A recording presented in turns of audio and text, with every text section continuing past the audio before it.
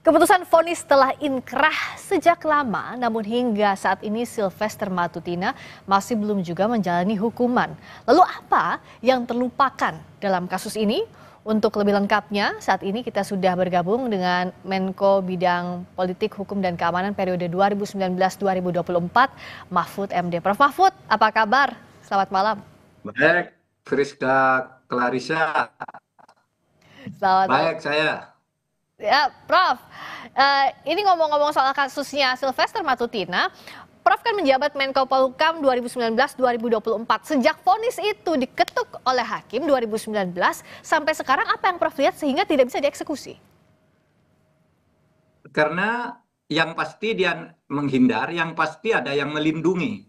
Sekurang-kurangnya saya katakan yang melindungi kejaksaan. Karena yang harus mengeksekusi dan tahu itu adalah kejaksaan. Jadi supaya dikaitkan dengan situasi politik pada saat itu. Anda jangan mengatakan, Pak Mahfud ngapain aja kok 2019. Saya 2019 itu belum jadi menteri. Ketika sudah menjadi menteri, kasus ini tidak muncul. Oh, oke. Tidak menjadi persoalan publik. Sehingga bukan urusan Menko untuk mencari-cari hal yang tidak menjadi masalah. Kalau pada saat itu menjadi masalah, pasti saya suruh tangkap gitu. Karena ini baru muncul sesudah terjadi perubahan politik. Saya tahu tentang Sylvester ini baru 2 kali ngelihat. Pertama waktu dia mau berkelahi dengan Rocky Gerung itu yang bilang, waduh ini saya fakultas hukum juga, saya pengacara. Terus saya tanya ini kok enggak ini, tapi dari universitas mana? Ada yang bilang tuh dari universitas tertutup gitu. Tertutup tuh artinya universitas sudah ditutup. Ya saya enggak bicara sekalipun tentang dia. Terakhir saya baru tahu kalau dia itu narapidana, terpidana. Itu sesudah ribut dengan Roy Suryo di debat dengan televisi yang bilang, Roy Suryo kamu tuh narapidana, kamu terpidana tapi Hmm, belum masuk. Iya kan? Saya baru tahu itu. ya. Di situ saya lalu mencari sumber. Ternyata betul ada direktori putusan MA nomor 287 tanggal 20 Mei tahun 2019. Ini saya belum jadi menteri nih. Iya. Itu dia sudah divonis inkrah dan sekarang mengaku sudah menjalani proses hukum. Kita tanya proses hukum apa? Inkrah itu kecuali masuk penjara, kan gitu. Mhm. Saya sudah damai dan diberi bermaafan dengan Yusuf Kala. Tidak ada damai di dalam vonis hukum pidana itu. Tidak Yang bisa ada ada damai damai itu dari vonis pidana, begitu Prof. Mahfud, harusnya tidak boleh, tidak ada hubungannya tidak antara boleh. damai Itu dengan vonis. prinsip hukum. Kenapa? Tidak ada kaitannya harusnya dengan berdamai bersama Pak JK dengan vonis yang harus dijalankan oleh Sylvester. Semestinya demikian. Damai itu urusan pribadi. Kalau orang terpidana itu musuhnya bukan orang yang menjadi korban, tetapi musuh orang terpidana itu adalah negara. Dan negara itu diwakili oleh kejaksaan. Jadi kalau ditanyakan siapa yang melindungi, saya menyalahkan kejaksaan.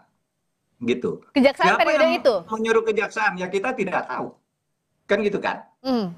Pasti harus diasumsikan kejaksaan ini tahu. Coba nih, saya punya data.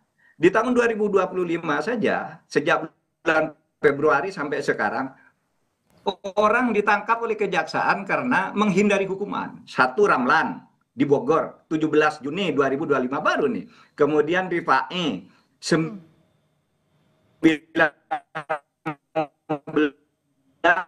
Februari 2025. Asad Serang yang malah lari di Lanijaya, Papua, ditangkap tanggal 15 Mei. Masa ini yang riwa-riwi di depan hidung kita nggak ditangkap?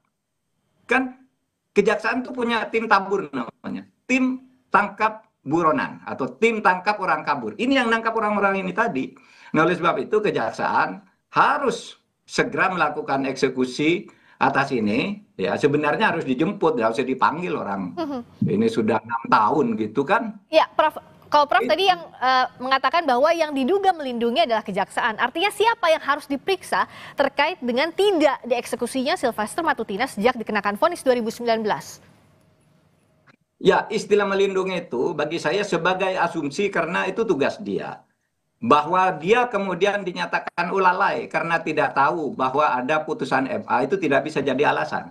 Oleh sebab itu harus diperiksa dan mungkin pejabatnya udah ganti tahun 2019 sampai sekarang mungkin sudah pensiun atau apa yang bertugas itu. tapi harus diperiksa. Karena gini loh, Clarissa, kalau sekarang orang hukuman itu berbahaya.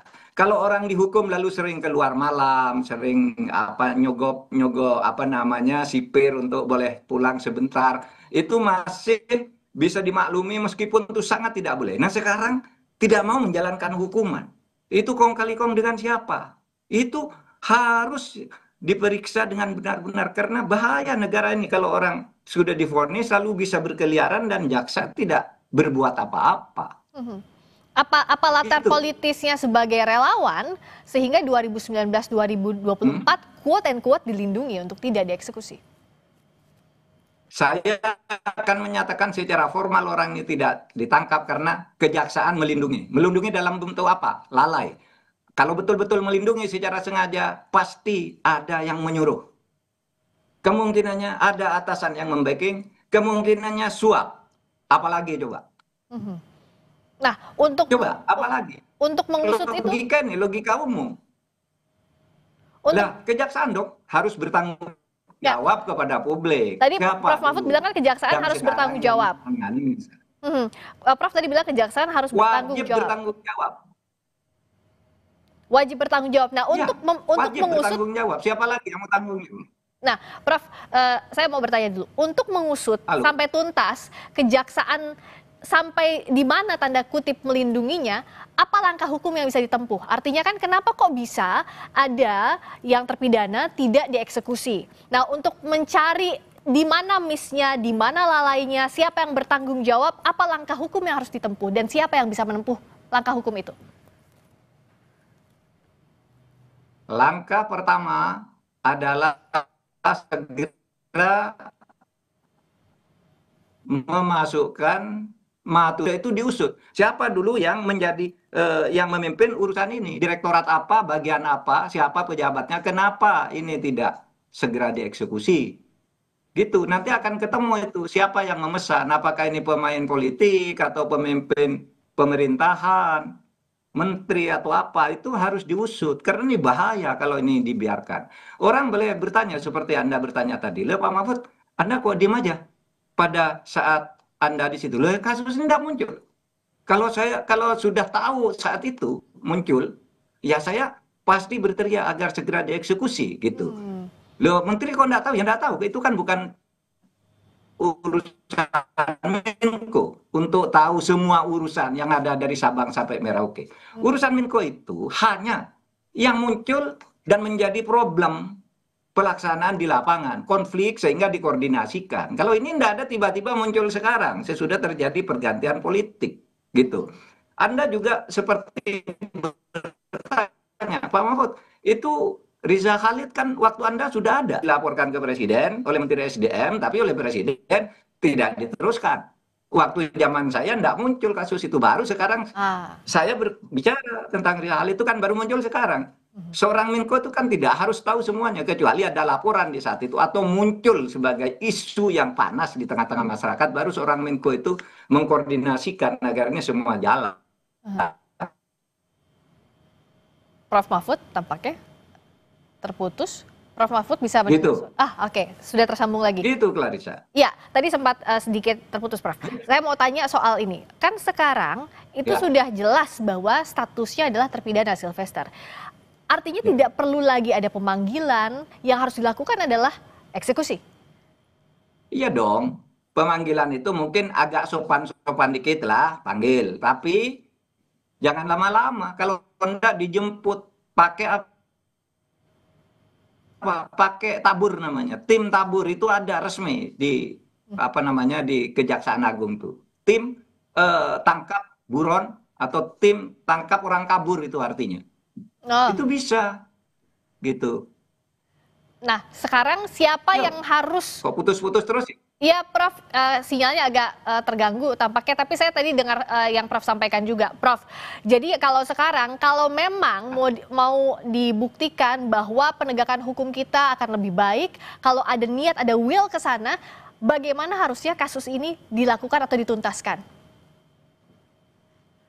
Tangkap dulu atau jebloskan dulu ini untuk eksekusi si Matutina ini, kemudian Kejaksaan Agung harus mengadakan penyelidikan ke dalam dan menjelaskan kepada publik. Saya tadi mendengar ya penjelasan dari orang Kejaksaan Agung itu yang sangat sama sekali tidak profesional dan tidak bertanggung jawab. Dia hanya menjawab nanti kita mungkin itu putusannya belum sampai. Kan untuk mengeksekusi harus gitu, harus dulu sampai vonisnya dari MA.